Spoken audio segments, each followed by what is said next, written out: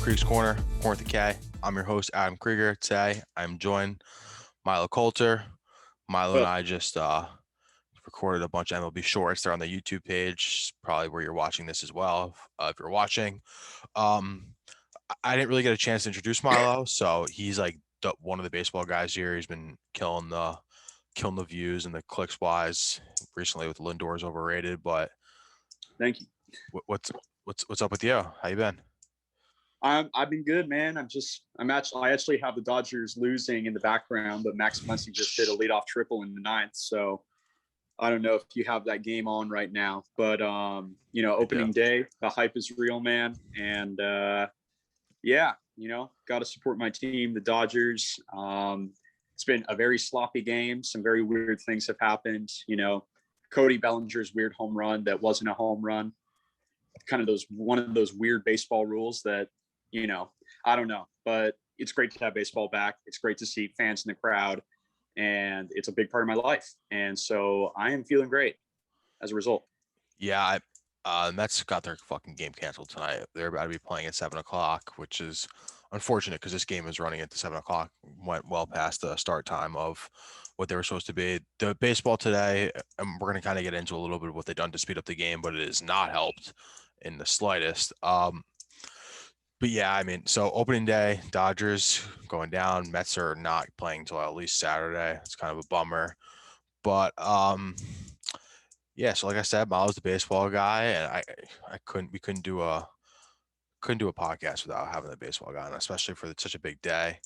There's a few things we're gonna go over in the show. We have some over under win totals. We're gonna do at the end of the show. We're gonna do our best of the decade draft, best baseball moments. But first, I kind of mentioned it earlier. Milo's been banging the Lindor's overrated. He's been the biggest spokesperson for that here at the site today or yesterday. 10 years, 341 million comes through literally like the final half hour of his deadline. You think it's worth It's it or always no? like that. It's always like that. Whenever it's, they have that deadline. I mean, the Mets set that deadline, right before, the first game of the season. Steve Cohen had that deadline. And, I felt like he was always going to, be able to pick their pockets here. I mean, $341 million. That's no joke, man. I mean, I still think he's overrated. I still don't think he's worth that type of money. Yeah, I mean, I mentioned this on the MLB short we did about this, but he's league average at getting on base. He batted 258 last year. No, this is not to say he's a bad player. I mean, he's hit 30 home runs, 3 seasons, including 38 back, I think that was about 2 years ago or something like that with the Cleveland Indians. But he has a couple gold gloves, a couple silver sluggers, but there are more complete all-around players that, are just worth more money than what the Mets offered Lindor. So that's my hot take there. Yeah, I saw. I know you were banging it's a Seager, right? Corey Seager's your shortstop. You saw him lay a nice little ground ball today. They gave him a run. It's just like Yeah. right through the legs. But I don't know if Lindor's overrated. What I will say is that he is just the first free agent of the new Mets ownership. It could have been him. It could have been Springer. It could have been, whether it was Trevor Bauer, someone was the first free agent was going to sign. They were going to get a shit ton of money. And I think it's more of like a going forward point so that the Mets are a legitimate free agent like destination for these guys that are coming into the draft or coming into the free agent pool. I just think it kind of shows the Mets are legitimate. 10 years, 341's a lot. Um, he'll be signed until he's 38, 37. To be honest, I wasn't really sure about the Lindor's overrated thing. I read your blog. I was like, numbers don't lie, but he is going to be the center piece of this team for the next decade, at least in 11 years, because it's an extension technically. I don't think he's going to be the only one, but what we are going to have to see is that if it ends up hurting them so much in the long run where they can't get these deals done with like Stroman, Syndergaard, and Michael Conforto, who's obviously one of the guys we came through our farm system, did pretty well. Yeah. I mean, for Lindor, at least, I can see how he does have a lot of upside with formulating a team around him. I mean, he's what? He's late 20s now. He's 28, correct? Yeah. So he's right in the heart of his prime. And so when you have these young guys coming up, they look up to these players like Lindor. They see that he, was a part of some great Cleveland Indians teams. The one where obviously they were so close to winning the World Series, took it all the way to Game 7 against the Cubs. But that was the Cubs' year, unfortunately. Even like the 22 win, when they had the record for most wins in American League history, like 22 wins straight. They loved him out in Cleveland, and he was a fun player to watch. But I'm a stats guy, unfortunately. Yeah, that's where you and I differ. I'm definitely not a stats guy, but Mm.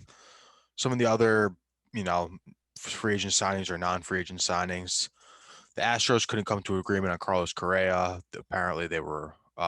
Correa said a few hours ago that they were, quote, way off on their negotiations.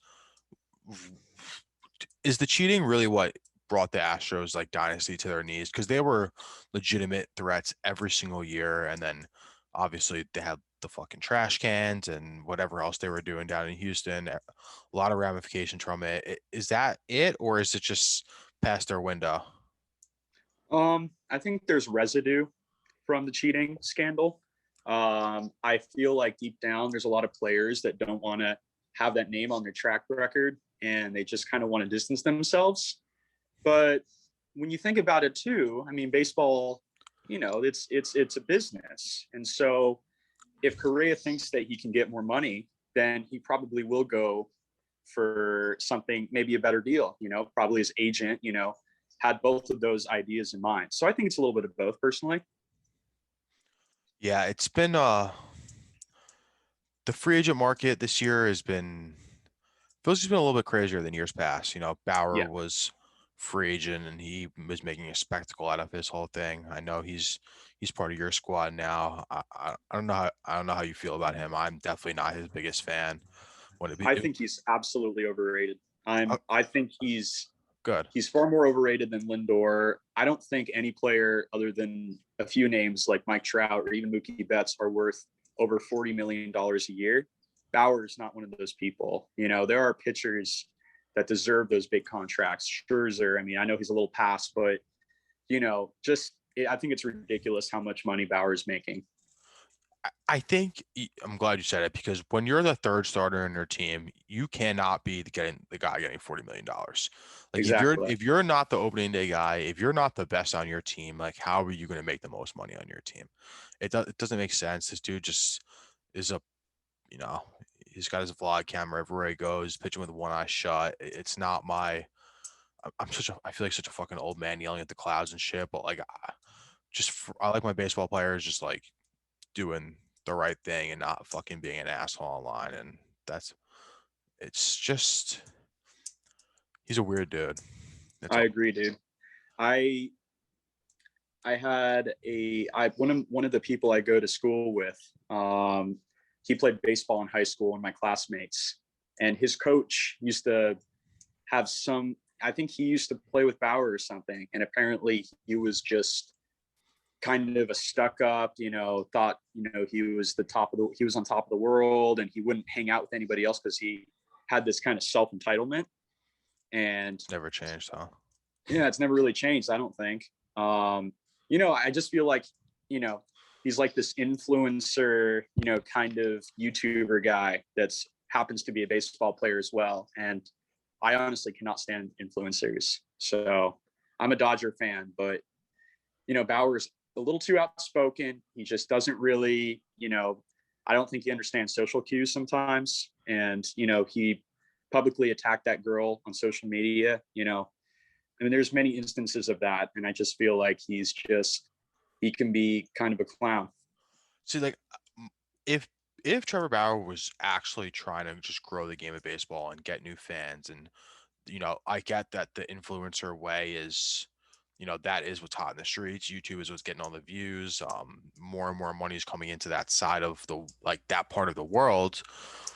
But like, you have to have like a face that you want to represent and a face Yeah. that the sport would appreciate. And I feel like Bauer is like one of the most. It's like him, Yasiel Puig, and like a few other people are just like the most polarizing baseball players, and like Chapman. I mean, Carlos Gomez, man. I yeah, mean, the list goes on and on. yeah, dude. Oh my So, God, they take that down the middle. well, yeah, the bases are loaded. So, like we said, we're recording No, opening day, or I don't know. I'm watching probably a little bit on delay, but I did want to pick your brain about this. sure. First ESPN game was Yankees. Why am I drawing a blank? Yankees, Blue Jays. Yankees Blue Jays just now. Went to extras and we saw the runner on second. What a fucking joke the MLB is. It's just a rule that it's just a classic Manfred rule that doesn't need to be implemented. It's just it's pitiful. I'm not a huge DH proponent, but if you're gonna have this dumb rule, you might as well just have universal DH as well. Like, what's the point? I mean, it's a gimme run. It's a cheapie.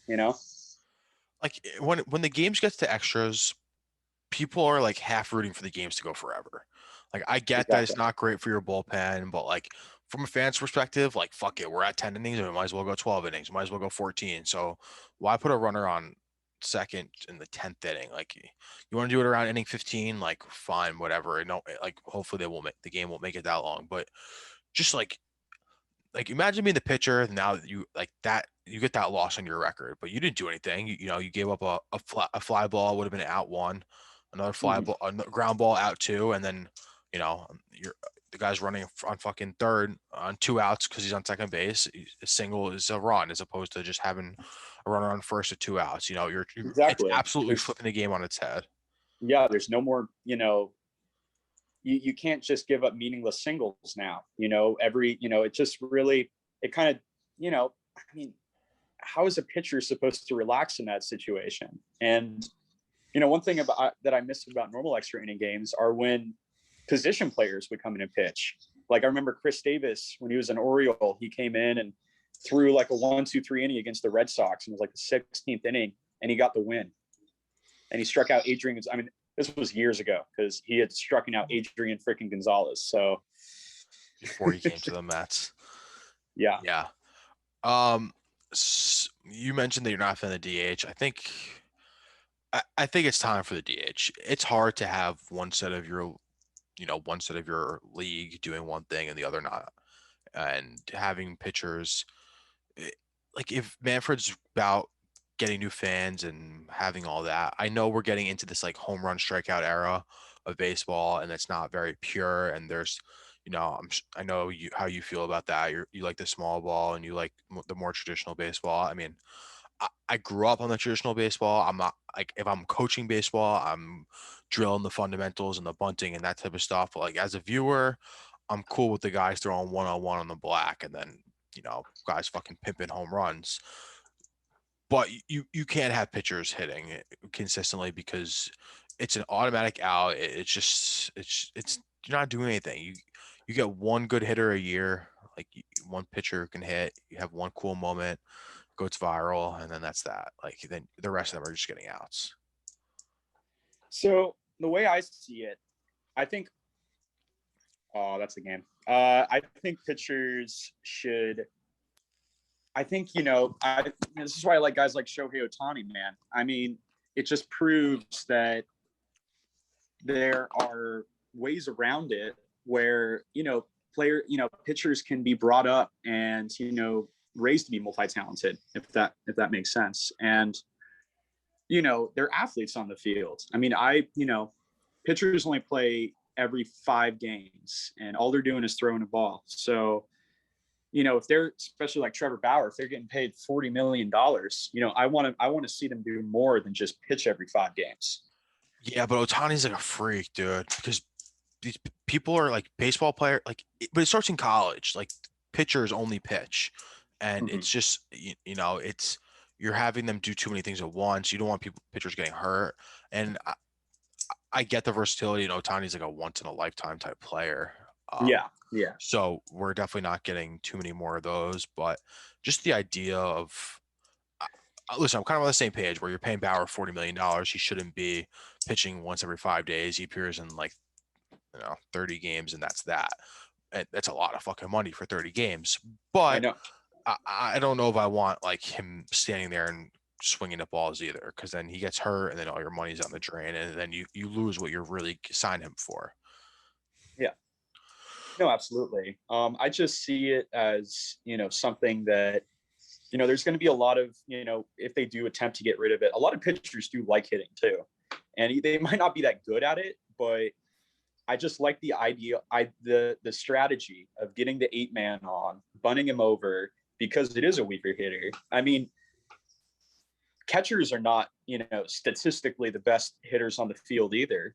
So, and they have such a tough line of duty. I mean, that's one of the toughest positions in all sports, to be behind the plate, and you take a beating back there, probably even more so than a pitcher. Oh, hell So, yeah. so if I see catchers, I mean, I'm not going to say this, but if pitchers don't have to hit, then why should catchers? That's a stretch. That's a stretch, and you know it.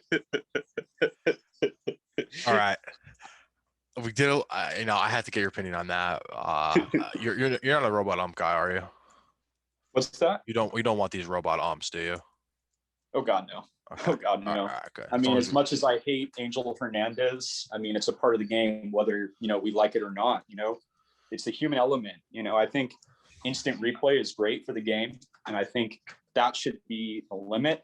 Balls and strikes, I think anything on the border could even fool some robo umpires, because if it's on the border, I mean, sometimes it could, to the home team, it could be a strike, but to the away team, it could be a ball. So, I just think there's too much bias. And I think I just think it's good to have a human there to actually call balls and strikes. I agree. All right. We're going to break down these divisions. We're going to start the American League first. We'll start out west. We kind of mentioned the Astros before. Who's coming out of the AL West? Let's see. We got Astros, Athletics. We have Angels. We have Mariners, and we have Texas. So we can already sweep away Texas, and I'm even going to say Seattle too. I just don't see them making much of an impact. They're both going to fall under 500. Angels are going to be right around 500. They might be a potential second wild card contender. That's not definite at all, but they would have to go on some type of hot streak and perhaps pick up somebody at the trade deadline for sure. In terms of the Astros, I actually see them probably squeaking out the division. Really? It's tough, man. I think the Athletics, they have some great pieces, to their offense and stuff like that. But, I feel like it's going to be either the Athletics or the Astros. It's going to be one or the other to win the division, and then the other one is going to win the wild card. So, I don't know. I mean, maybe Billy Beane has something up his sleeve, but I don't know, man. Sean Manaea is their ace, so he's great. But who are some other guys in that team? Jarrell Cotton, in terms of pitchers.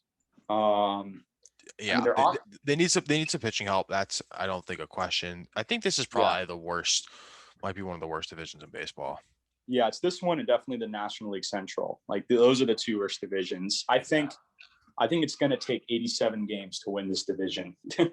To be quite honest with you, I got the A's, I think, in the West. What they're building, the small ball, the money ball, whatever you want to call it, being able to keep Chapman at third is huge for them. He was kind of rumored to be going everywhere. So I think, they've been around. They've flirted with it for the last few years. This is the year, especially because of all signs for me are just pointing that there's a little bit.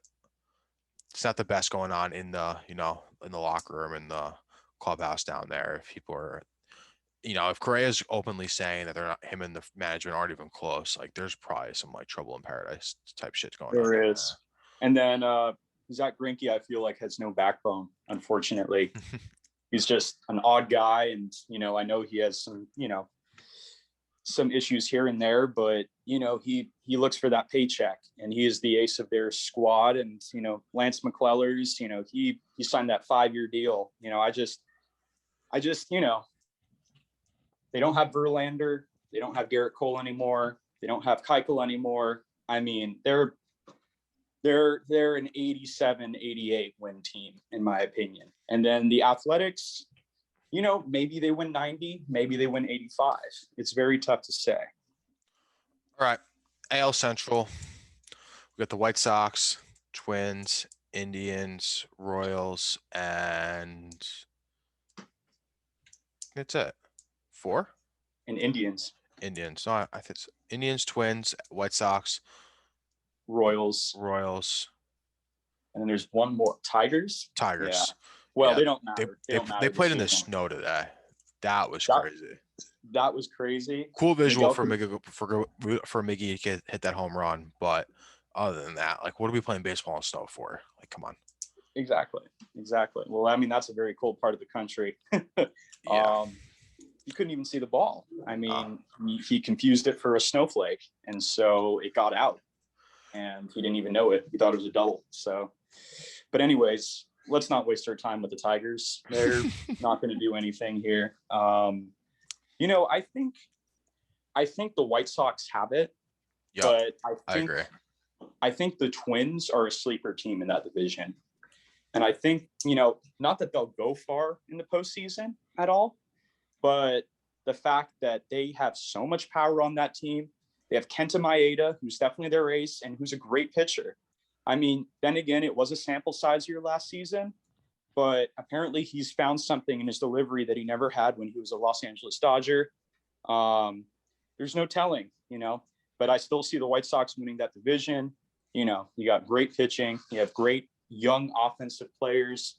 There's just no stopping them. Yeah, I think the White Sox for the year, even though Tim Anderson was not happy about them hiring La Russa. I thought that everyone kind of like moved on from that, but like whenever your star player is like coming out pretty openly and being like, I really wish you didn't hire this guy, it's probably gonna be a tough first day for La Russa to walk in the locker room. Like, meanwhile, he's coming straight from court. He's got to go to that. He's got to deal with like the face of his franchise saying like, we don't want you. It's an interesting element, especially for Tim Anderson, who is so in tune with the community of Chicago. Like, he goes out there and he really tries to make a statement for his city. So for all those White Sox fans out there, Tim Anderson doesn't like La Russa. Why should the White Sox fans feel any different? But obviously they moved on, and maybe they've patched things up. So who's to say, really? Yeah. They had Lance Lynn, who is right? Lance Lynn that went there. Lance Lynn, yeah, I think he's their number 3 starter. Yeah, so he had a great 2020. They got better, that's for sure. They flirted again last year. The White Sox were kind of one of those teams, at least when I was growing up, like Konerko, and they were nonstop in the mix at all times. Not Jim Leyland, fucking Ozzy.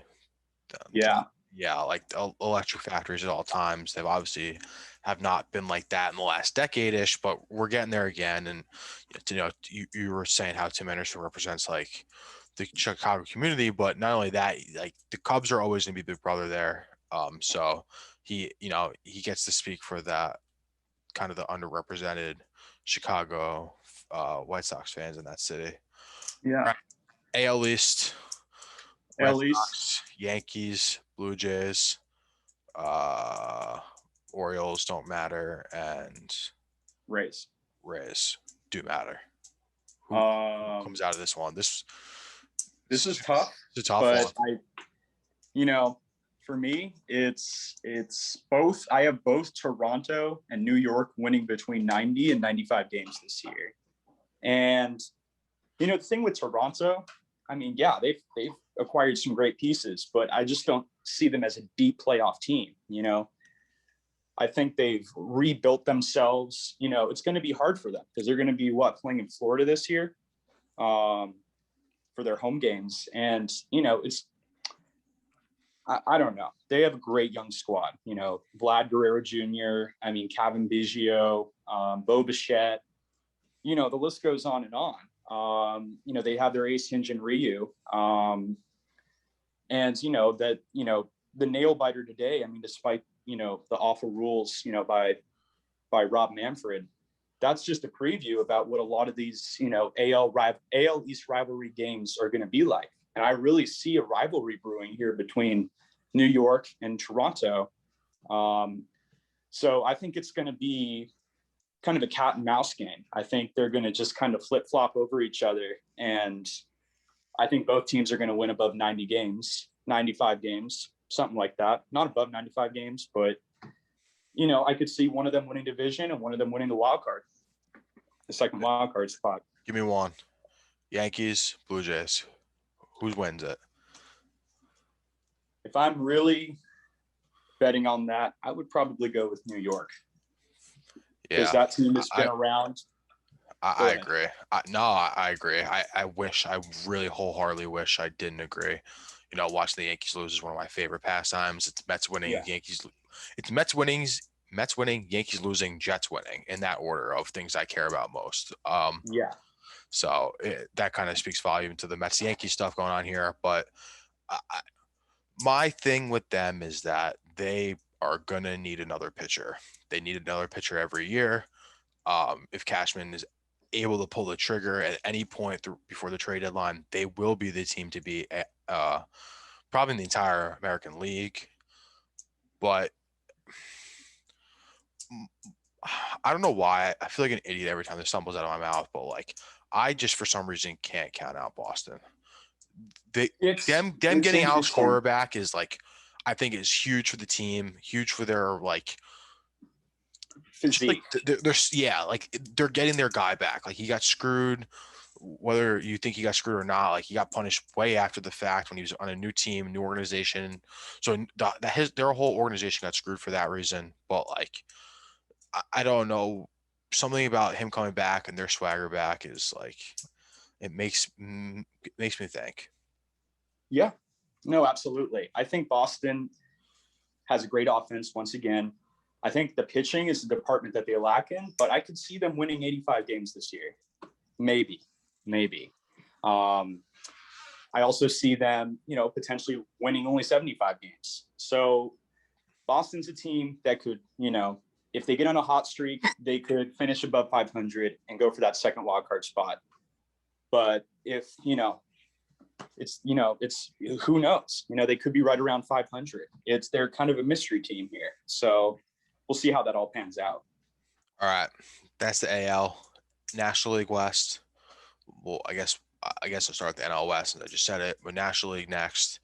I think I know who you got in the NL West. The Dodgers, obviously, but, from a standing point where you see how much depth and how much, they offensively have it. You have guys on the bench who could be starters for any other team, Edwin Rios, Chris Taylor, you name them. Even Austin Barnes could potentially be a starting major league catcher for any other team. But unfortunately, they have the most stacked lineup I think I've almost ever seen on a baseball team. And the beautiful thing about it is that they're mostly homegrown, and it's a sense of the Dodgers farm system. And, people might be wondering, what about the Padres? But I just see the Padres as, Yu Darvish got rocked today. And you look at the sample size of what he did last season. He had a good stretch, but that does not reflect how he would be across a full season.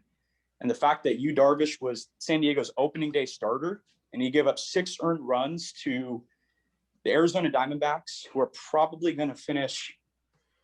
They're probably going to finish in 4th or 5th place, maybe third if they're lucky. But I just see the Dodgers having much more depth. And San Diego, they have some great offensive players, They'll definitely make a dent in the National League West and definitely probably get that maybe number one wildcard spot. They'll probably win between 90 and 95 games. But at the same time, the Dodgers are going to win well over 100 games. Yeah, I'm going to go with the Padres.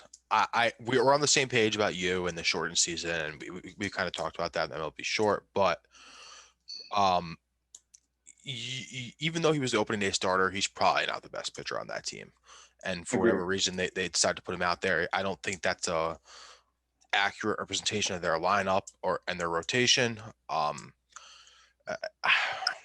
don't know when it's because now like the Padres are like the up and coming team, and it's like cool to root for them because the Dodgers are having their time and they're running the sun, and people want to come for the best. So you don't really want to root for them anymore. But I'm not a fan of like hopping on like those bandwagons like that. But the Padres are sneaky. They definitely got better this offseason. They made sure they added pitching. We know their lineup is stacked, and they've built that through their farm system and through, good trades, and their organization seems to be going the right track. But if you're going to go stack up pitchers for pitchers, Padres might beat the Dodgers because just if Bauer's three, you were giving me Bauer versus you head to head for the third spot because that's probably where I think you truly is in that rotation. I might have to go with you. Well, the way I see it is too, the Dodgers also have Julio Urias, who shown in the postseason, he was great during the regular year. He can pitch about anywhere. They also have Dustin May and Tony Gonsolin, two guys that can throw well above 100 miles per hour, and they both had sub 3.5 ERAs last season. I just see it as a depth thing. And outside of San Diego's top five starting rotation, they don't really have much after that. They don't have a what do you call it? They don't have a fallback plan. I also feel like in a way they're kind of wasting their farm system. They're kind of just calling everybody up. And, you got Cronenworth, who was great, very much of a stud, but then again, he was a sample size player. So you can't really see, but regardless, San Diego is a very talented ball club. I want to see what Fernando Tatis does.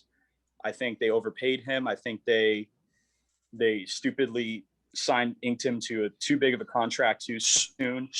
He doesn't even have 600 plate appearances. I heard that today. Exactly. That is crazy. Maybe it's because like we were just like in our echo chamber of the 2020 and like we were all just watching baseball and he was like the up and coming star and they put him on the cover of MLB The Show, but like that dude got paid. And I know. It's like one of those things where it's almost like good for him because that dude just secured his entire future, especially because the way baseball works, where like your rookie deal sucks. Like you're like getting very much underpaid. Like I know Pete Alonso, his rookie year, he won the home run derby, and the home run derby check was more than his entire season's worth of checks, and that to me, wow, that was crazy. So I him getting paid and getting like what he is. I don't know if he's deserving of it though. He's deserving of millions of dollars for being a great baseball player. However, the deal he got, I don't know. We'll see. That's kind of like one of those things. We'll see how they, see how it goes down the road. Machado isn't the most rootable person to either. I kind of dude rubs me the wrong way. Him and Bauer are kind of like the same in my mind. Yeah, I agree. They kind of have that kind of a similar attitude that kind of rubs off them. Yeah, just it's like fuck them and fuck everyone else. All right. Yeah. NL Central. You kind of mentioned it before. This AL West and the NL Central are probably the two worst divisions this year.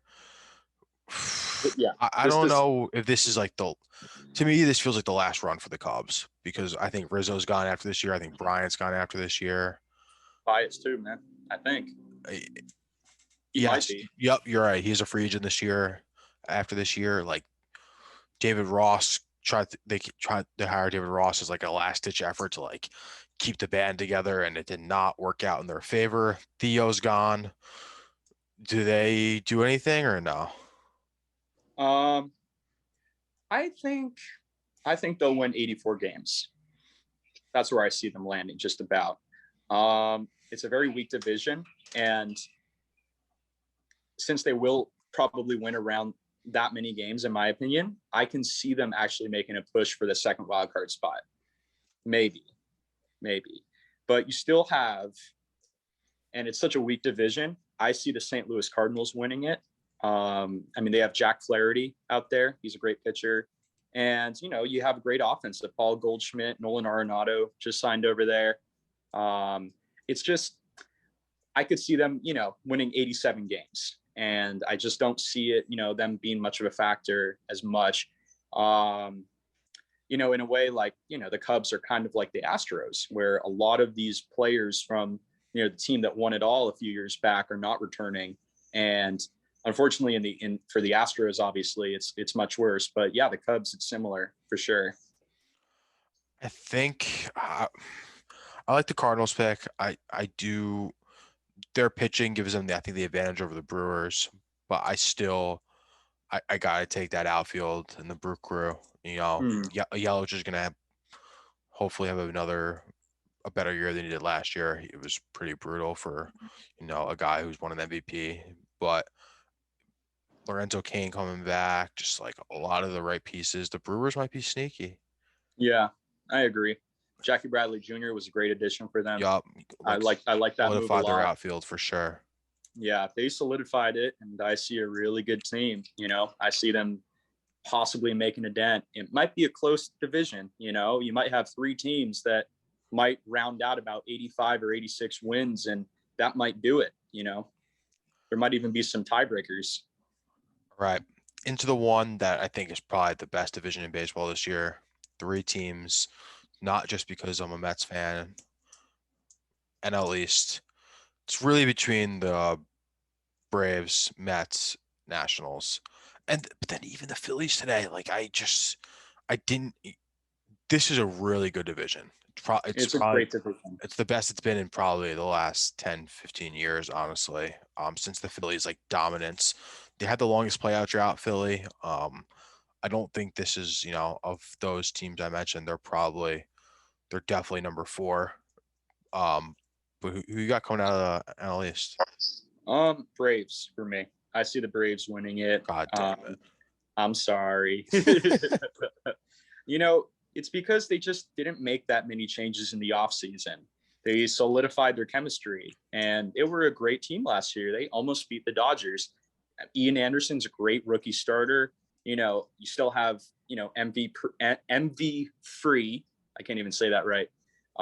They re-signed Marcell Ozuna to a 1-year deal. And that was huge for them. That was huge for them. I really thought he was going to walk, and they ended up just keeping him.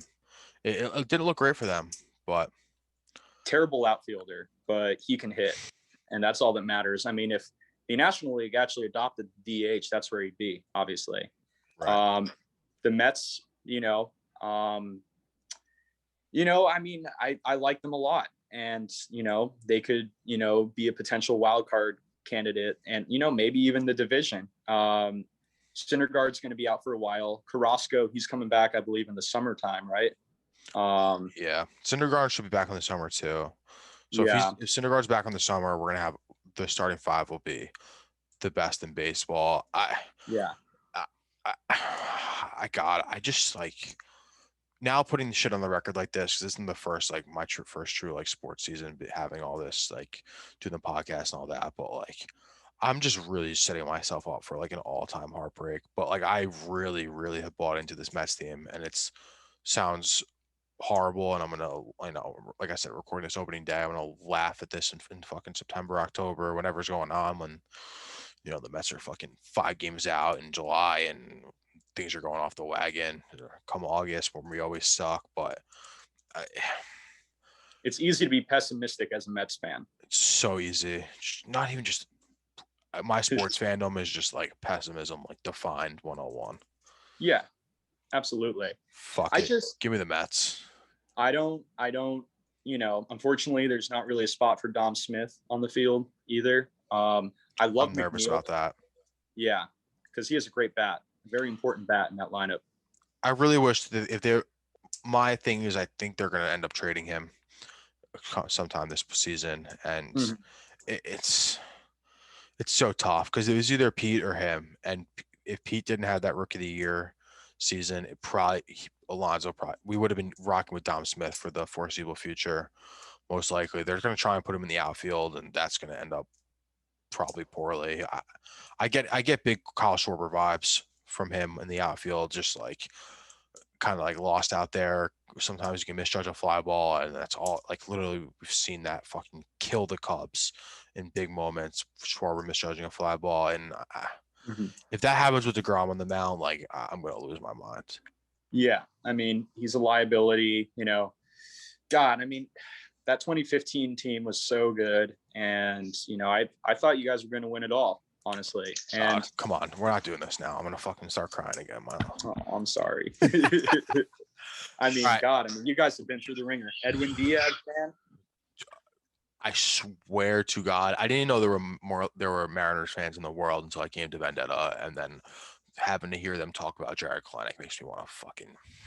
Yeah, yeah, yeah. And what you guys got, with Robinson Cano, like that whole Fucking thing.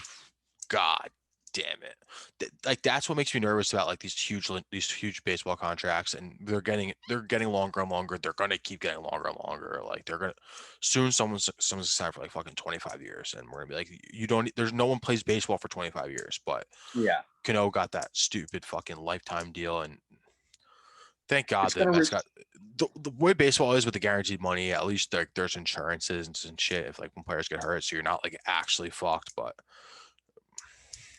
Yeah, I there's a got, reason why you guys are still paying Bobby Bonilla every July 1st. however, people like to forget we're still paying Bobby Bonilla. However, we did get Mike Piazza in that however that all that shit went down. We ended up with Mike Piazza, who was literally my favorite man of all time. That's a whole nother that's literally a That whole nother hurts me. episode. That hurts me as a Dodger fan to talk about. The following is brought to you in partnership by SIMBULL.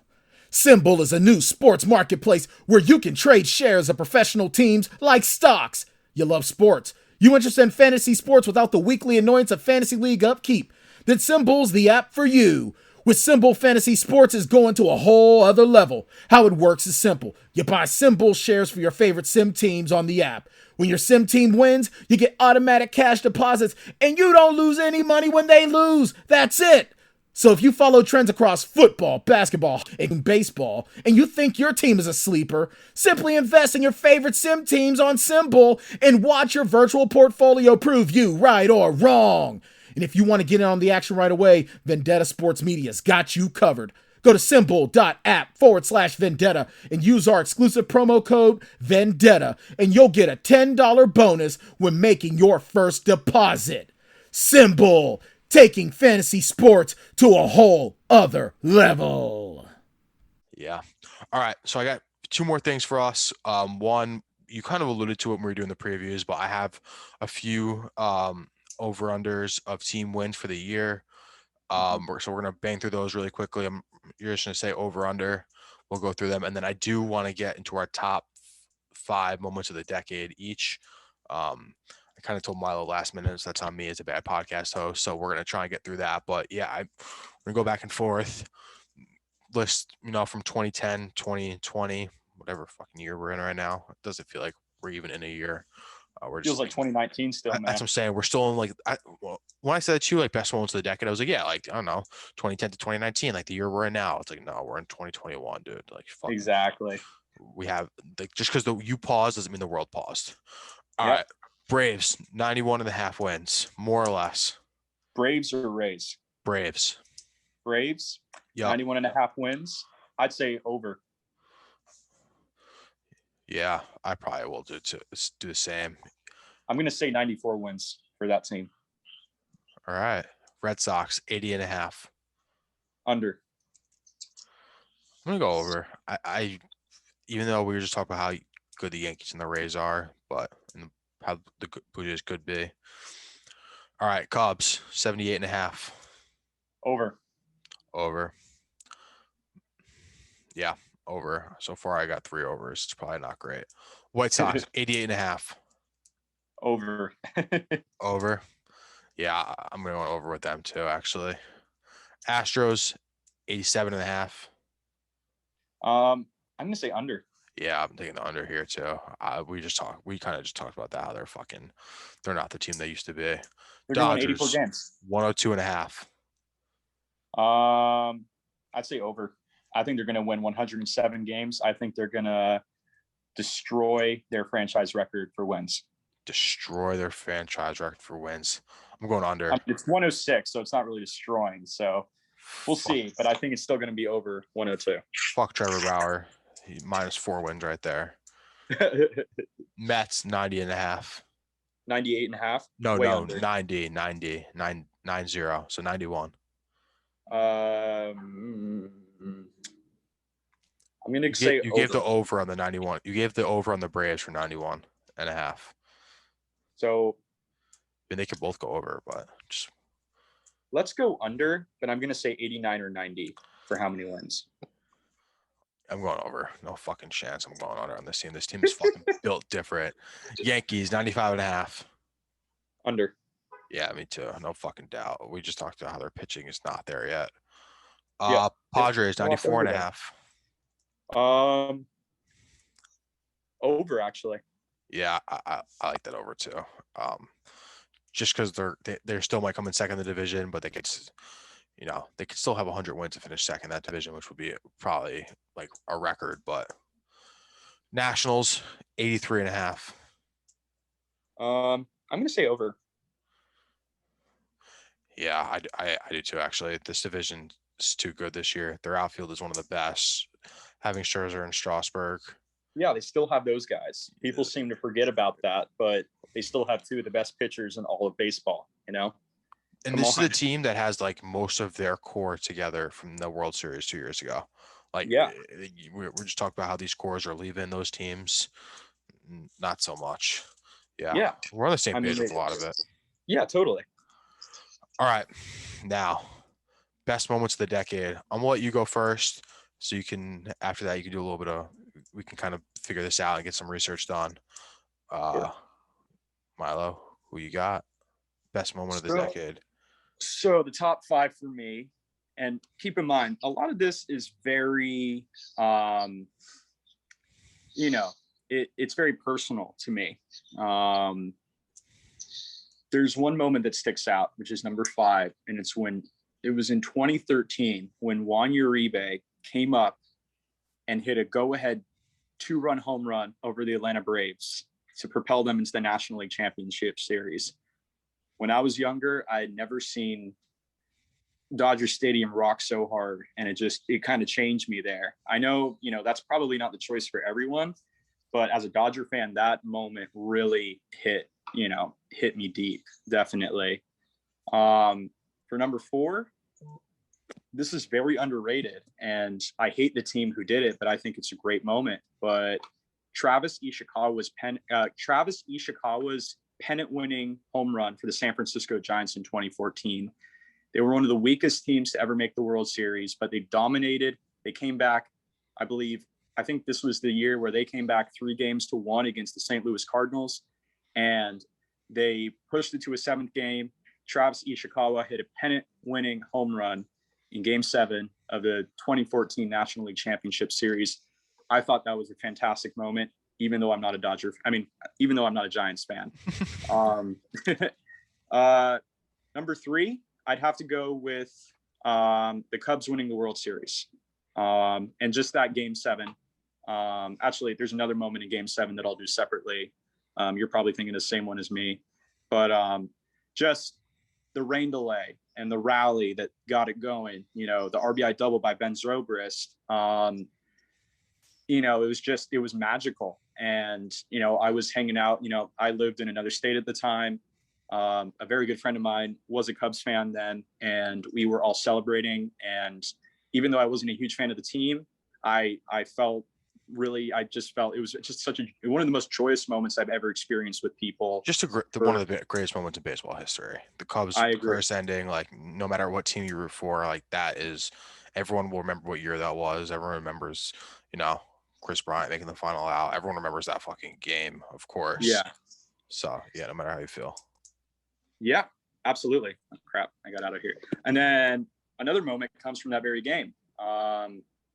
and it's Rajai Davis's game-tying home run off of a lousy Aroldis Chapman slider. Very fucking tired. smiling. Yeah, just he had no gas in the tank anymore. He couldn't get his fastball. I mean, once Chapman runs out of gas, that fastball is very hittable, and so he had to resort to that slider. He had thrown so many innings in that World Series, and it looked like the Cubs' curse was coming back to bite him. And it was just, that home run was one of the most astounding moments I've ever seen in sports history. I mean, that night was just full of raw emotion with people. So yeah, that's my number 2. And then for my number 1, it's the moment that really made me into a baseball fan, more so than just a Dodger fan. Just made me really appreciate and respect the game of baseball for what it was. And it was Game 6 of the 2011 World Series, Cardinals versus Rangers. And David Freese, down to their last strike, they were down, I believe, what was it, 9-7 or 9-6, like that. Yeah, something like that. And they bases clearing, double, Yeah. whatever that was.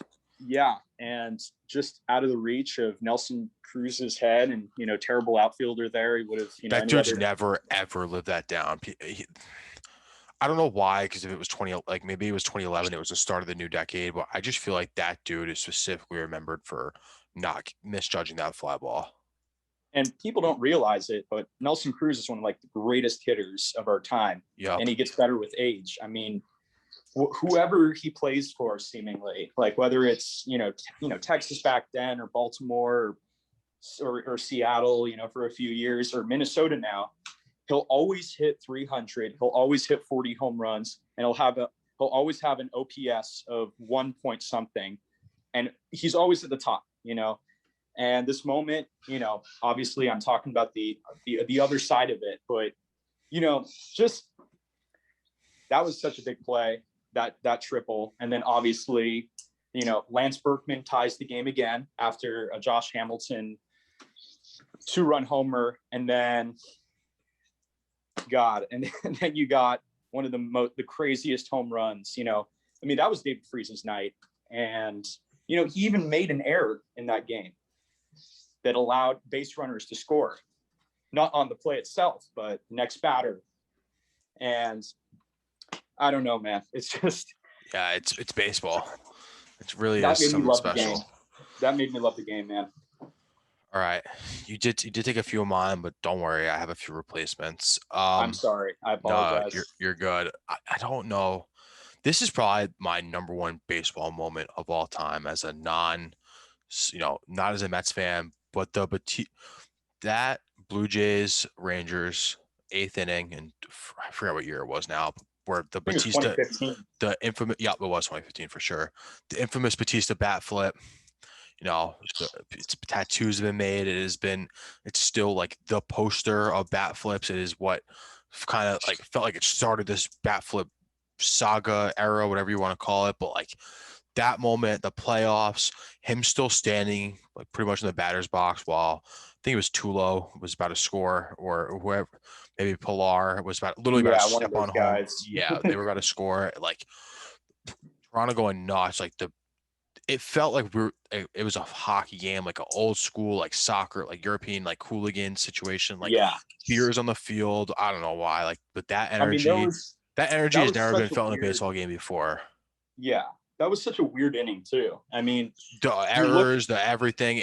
It was a 45-minute inning with everyone challenging, every argument, every single manager was on the field.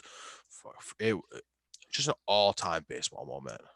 Beltre made 2 errors, and then Josh Donaldson hit that weird blooper that went over Odor's head, and it turned into a force out, and it looked like an RBI single. And then you have that play at home that was challenged. I mean, it was a bizarre inning. And then Bautista's like, you know what? We're going to make this count. And he inked his name on it, man. He inked his name on it.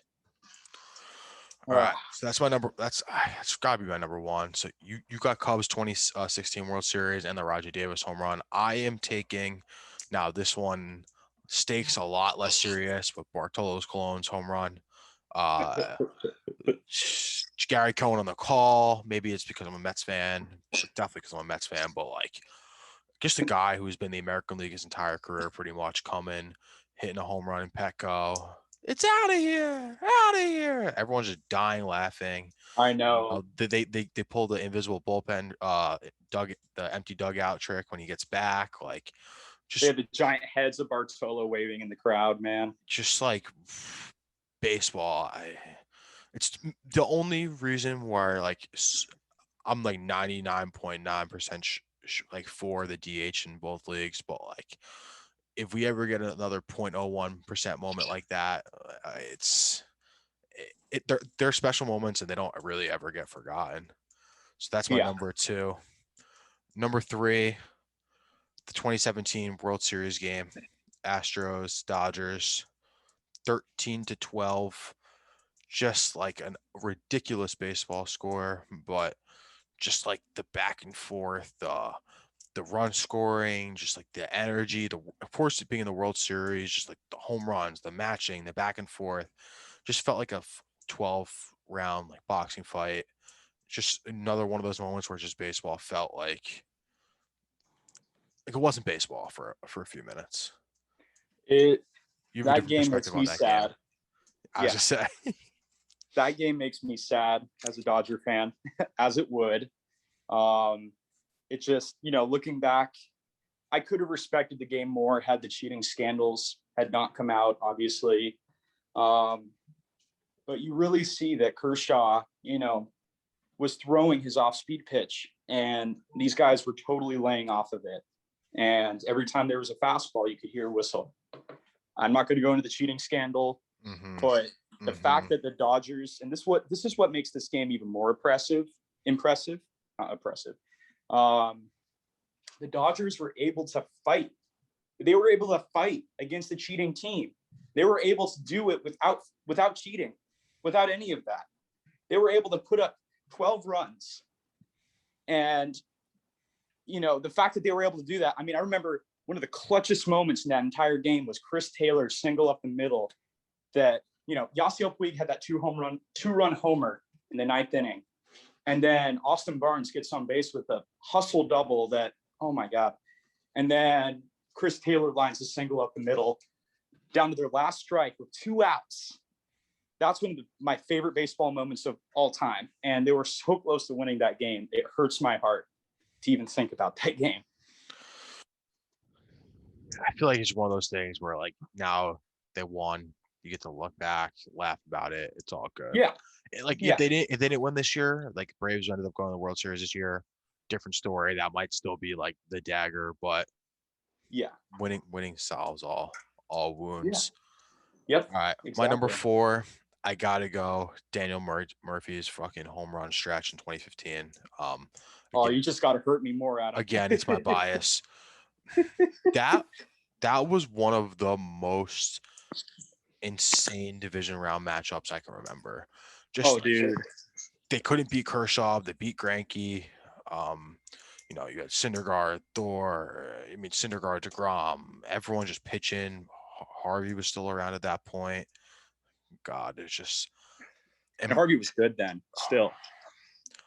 And then he gained weight, and then the Mets have this very little. The Mets have this this it factor. They ruined Johan Santana's career by letting him finish that no-hitter. So he was the first in franchise history. He was never the same after. And Harvey was never the same after had to win game 1 or whatever it was of the NL of the World Series where he has to go back in and then they ended up blowing the lead the next inning. God. Yep. Poor Harvey, man.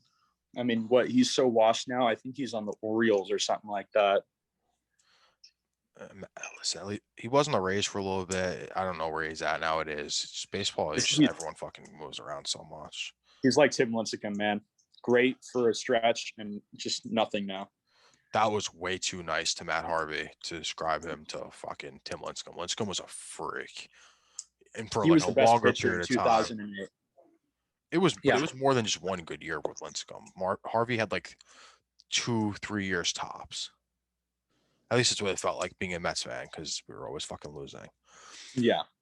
All right, I'm gonna give my last little nod the Red Sox, my AL team. David Ortiz hitting that walk-off grand slam, where pretty sure it was a grand slam where the outfielder fell over, Oh, legs up. That was 2014. the Well, game tying, I think that was 2013. The game tying home run. They were no. It was either game because I know Shane Victorino had a big home run in that yeah. game. I think it was against the Card. Yeah, it was in the World Series against. No, It was I against think it was against the Tigers in the Yeah, no. in Yeah, the yeah. ALCS. I always confuse those two home runs because I know Shane Victorino hit a huge home run in that series too. Yeah, I was before we were doing this. I was like kind of watching the best of the decade video, and those two were stacked. But just like the vision, the Boston Police Department, the Boston policeman Just with his arms cheering. up in the Yeah, back and the leg that's and his amazing. legs up in the air, like just that little screen grab is worth 1,000 words. So Yeah, I will, for the blog post down below, I will have all the actual details, and stay tuned for like a best of. I think I'm gonna do like a top 10 list of the decade moments like this. Probably just the shit we did. Maybe add a few honorable mentions. Milo, I appreciate you coming on. thank you, We Adam. got a long baseball season ahead. I'm sure we're gonna be in a bunch more content together with the MLB shorts. We cranked those ones out the other day. If you haven't watched those, Absolutely. they're on the YouTube channel. You can follow Milo on Twitter at MILOBC1. Myself, Adam Krieger, 1997. Follow the podcast at Kriegs Korner. Thank you all for listening.